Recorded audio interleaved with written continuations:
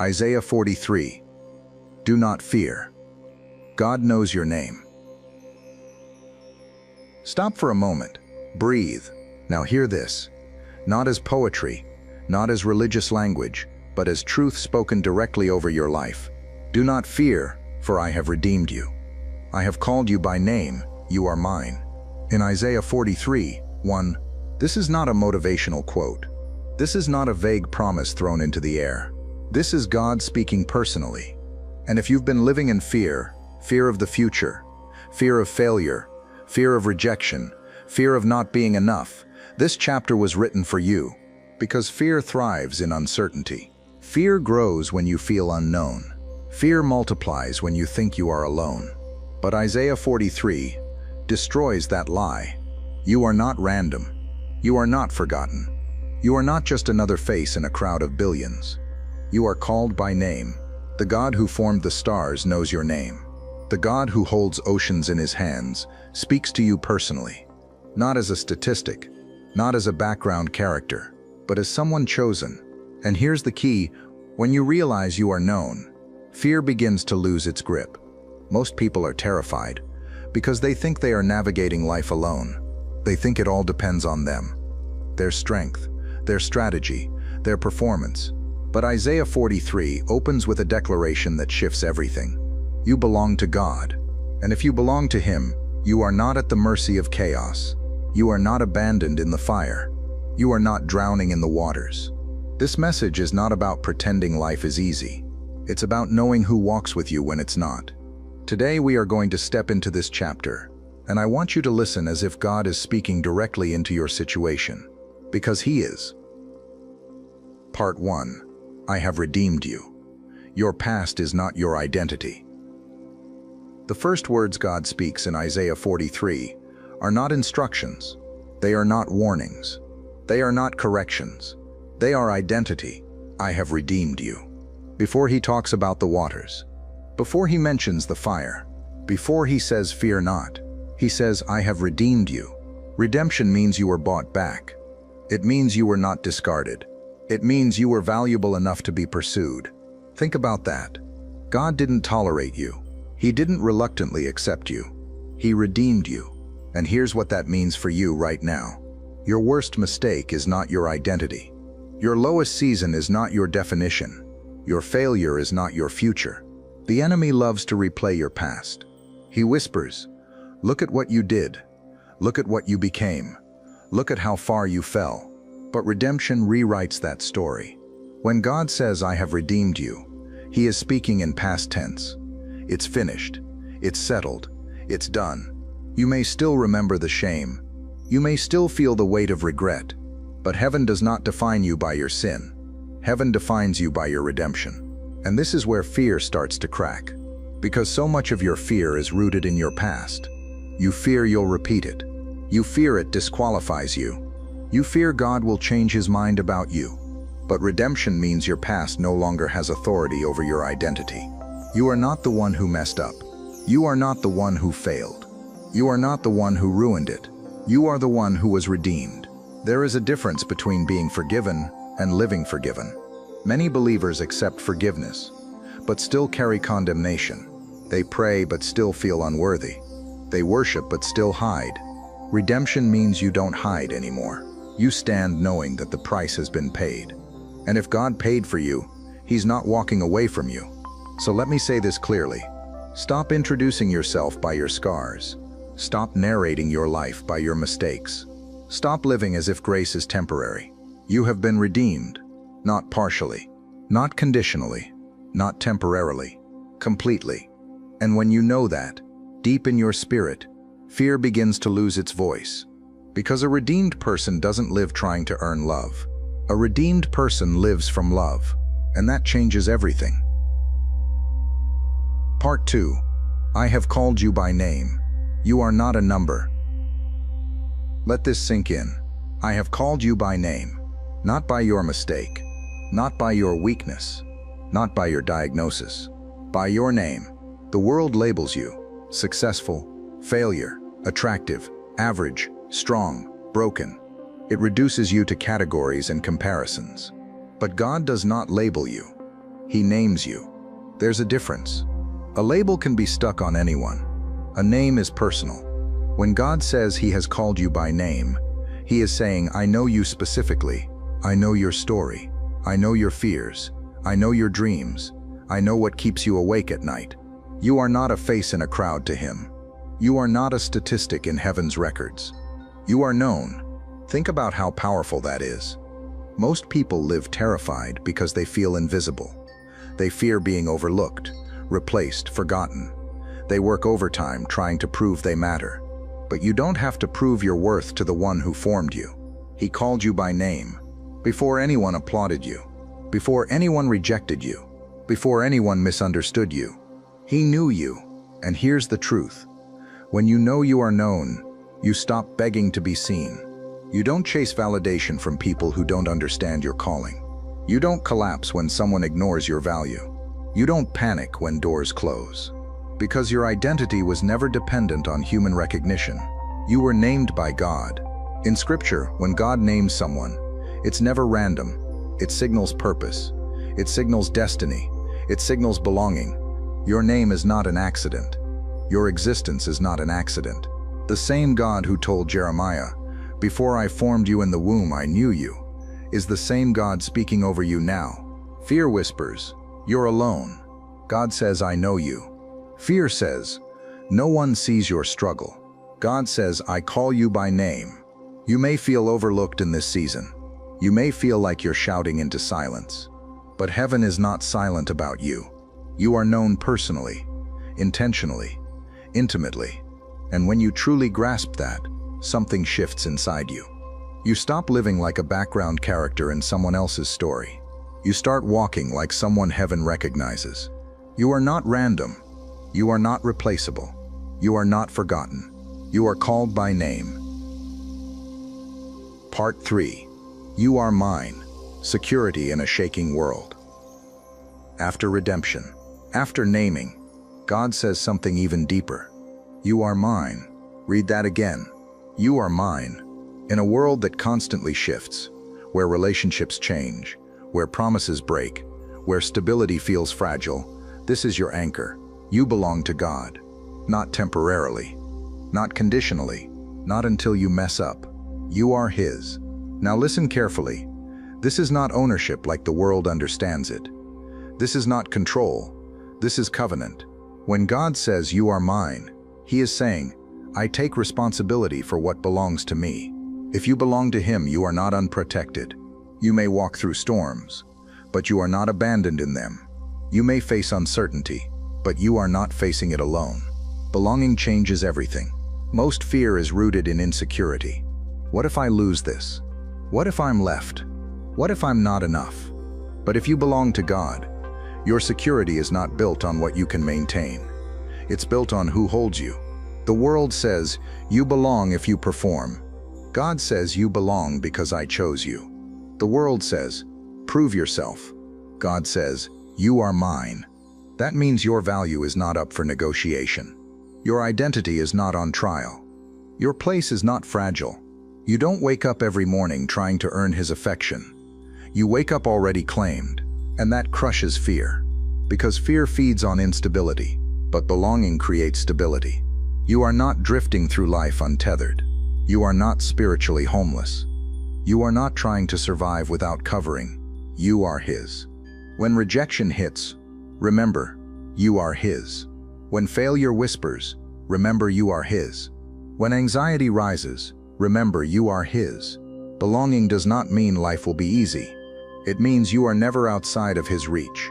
And if you are His, then no storm can erase you. No fire can redefine you. No darkness can claim you. You are not fighting for acceptance. You are living from acceptance. You are His. And when that truth moves from your head into your spirit, fear starts losing its authority over your life. Part 4. When you pass through the waters. God does not promise avoidance. He promises presence. Let's be honest. If we could rewrite Isaiah 43, most of us would change one word. We would want it to say, "If the waters come," or better yet, "You will never face the waters." But that's not what God says. He says, when you pass through the waters, I will be with you. When you walk through the fire, you shall not be burned. When? Not if. God never promised you a storm-free life. He promised you a God-filled life. That changes everything. Some of you have been secretly wondering, why am I going through this? Did I miss God? Did I do something wrong? No. The presence of water does not mean the absence of God. The presence of fire does not mean you were abandoned. He didn't say you wouldn't go through it. He said it wouldn't consume you. There's a difference. The waters may rise, but they will not drown you. The rivers may feel strong, but they will not sweep you away. The fire may burn around you, but it will not destroy who you are. Why? Because He is with you. And here's the truth. Fear grows when you focus on the size of the storm instead of the strength of the one walking beside you. Think about it. Peter only sank when he looked at the waves. Israel only panicked when they stared at the Red Sea. The 3 Hebrew boys were thrown into the fire, but they were not alone in it. Presence changes the outcome. If you measure your life by the intensity of your trial, you will live afraid. But if you measure your life by the faithfulness of your God, you will stand firm. God does not escort you to the edge of the waters and wave goodbye. He steps in with you. Right now, some of you are in deep waters. Financial pressure, family tension, private battles no one else sees. And the enemy is whispering, this will take you out. But God is saying it will not overwhelm you. The waters are temporary. His presence is permanent. The fire may refine you, but it will not define you. And here's the powerful part. Sometimes it's in the waters that you discover how real His presence is. You don't know He can sustain you until you are tested. You don't know He can carry you until you feel weak. You are not drowning. You are passing through. Read that again. Passing through. This is not your final destination. This is not your identity. This is not your end. The same God who called you by name walks with you through every current and every flame. So don't panic in the process. You are not alone in this. Part 5. You are precious in my sight. Heaven's value system. Now God says something that confronts your deepest insecurity. You are precious in my sight, honored, and I love you. Isaiah 43:4. Stop. Let that settle. You are precious, not because of your performance, not because of your achievements, not because of how many people applaud you. You are precious in His sight. Do you know how many people live their entire lives trying to feel valuable? They compare, they compete, they exhaust themselves chasing worth. But God's value system is different. He doesn't measure you by your resume. He doesn't evaluate you by your popularity. He doesn't calculate your worth by your productivity. He calls you precious. That means treasured, valued, cherished. And here's where fear begins to collapse again. Because fear often grows from insecurity. What if I'm not enough? What if I'm replaceable? What if I don't matter? But if you are precious to God, you are not disposable. He does not discard what He treasures. He does not abandon what He loves. Some of you struggle to believe this because you know your flaws. You know your inconsistencies. You know your hidden weaknesses. But God knew all of that when He called you precious. He didn't discover your imperfections later. He wasn't surprised by your failures. And still, He says you are honored and loved. That means your value is rooted in His decision, not your perfection. The world says, earn your place. God says, you already have it. The world says, prove your worth. God says, I have declared your worth. When you live from that truth, you stop begging for approval. You stop shrinking in comparison. You stop letting criticism define you. Because heaven has already spoken over you. You are precious. That doesn't make you arrogant. It makes you secure. It means you can walk into rooms without fear of rejection. It means you can face challenges without questioning your value. It means you can stand steady even when others misunderstand you. And here's the deepest truth. If you are precious in God's sight, then your life has purpose. God does not treasure accidents. He treasures intention. You were created intentionally. You are loved intentionally. You are valued intentionally. So stop treating yourself like something ordinary when heaven calls you precious. Fear loses power when you know you are loved. Insecurity weakens when you know you are chosen. You are not trying to become valuable. You already are.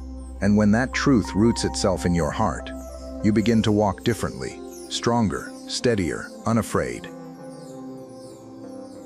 Part 6. Fear not, the command that changes everything.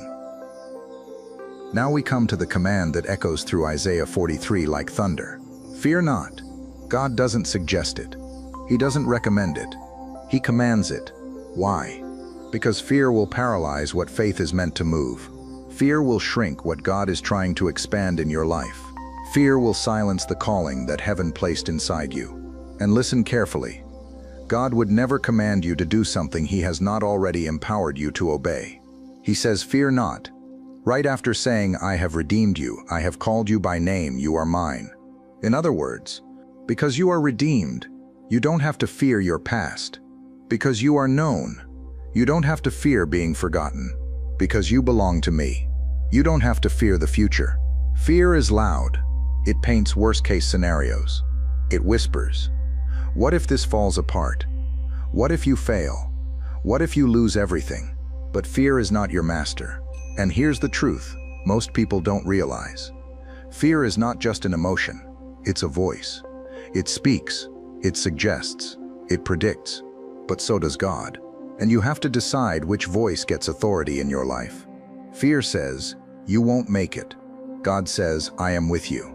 Fear says, "You're not strong enough." God says, "My grace is sufficient." Fear says, "You're alone in this."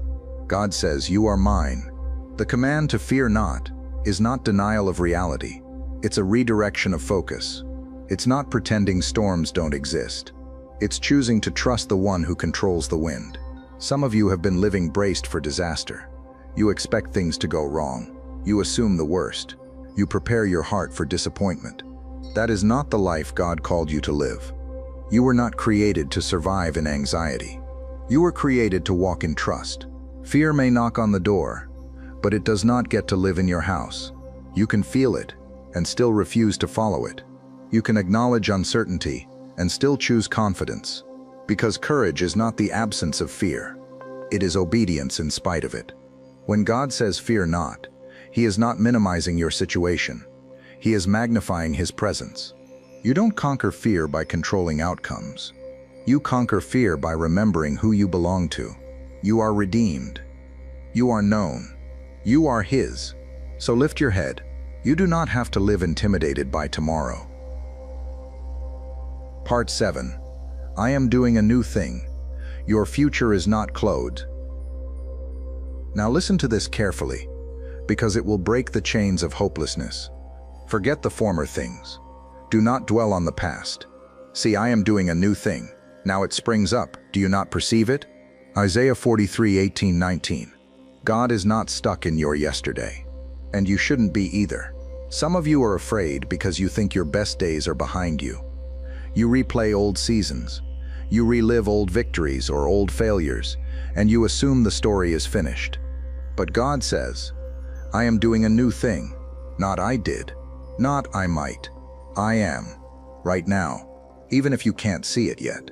Even if it feels like a wilderness. He says He makes a way in the wilderness and rivers in the desert. That means what looks empty to you is not empty to Him. What feels dry to you is not dry to Him. God specializes in impossible landscapes. Fear says, it's over. God says, it's beginning. Fear says, nothing will change. God says, watch what I'm about to do. But here's the key. You have to perceive it. You can miss a new thing if you're obsessed with an old thing. Some of you are holding on to old pain, old labels, old disappointments. And God is saying, let it go. I am not finished. The wilderness is not a punishment. It is preparation. The desert is not a dead end. It is a setup for a miracle. You may not see the river yet, but it is forming. You may not feel the breakthrough yet, but it is coming. God does not announce new things just to tease you. He announces them because He intends to fulfill them. Your future is not closed. Your story is not sealed. Your calling is not canceled. The same God who redeemed you, named you, claimed you, walked with you through waters, and declared you precious, He is still working. So don't let fear write the final chapter. Lift your eyes. There is movement in the wilderness. There is water in the desert. There is life where you thought there was none. He is doing a new thing, and you are not being left behind. Conclusion: walk forward without fear. You are called by name. Now step back and look at what God has said over you. I have redeemed you. I have called you by name. You are mine. When you pass through the waters, I will be with you. You are precious in my sight. Fear not. I am doing a new thing. This is not weak encouragement. This is a declaration of identity. You are not an accident surviving chaos. You are not a victim of random circumstances. You are not forgotten in a crowd of billions. You are known. You are claimed. You are loved. And if that is true, then fear does not get the final word in your life. Yes, storms may come. Yes, waters may rise. Yes, fire may surround you. But none of it changes who you are. You do not belong to fear. You belong to God. Stop walking as if everything depends on you. Stop shrinking because of yesterday. Stop expecting tomorrow to destroy you. Lift your head. The one who formed you calls you by name. The one who redeemed you walks beside you. The one who treasures you is not done with you. You are not fighting for identity. You are living from identity. So when fear whispers tonight, answer it. I am redeemed. I am known. I belong to God. He is with me. I am precious. He is doing something new. This is not denial. This is faith. And faith is stronger than fear. Walk forward. Not cautiously, not anxiously, but confidently. Because you are not lost. You are not alone. You are not abandoned. You are called by name. And that changes everything.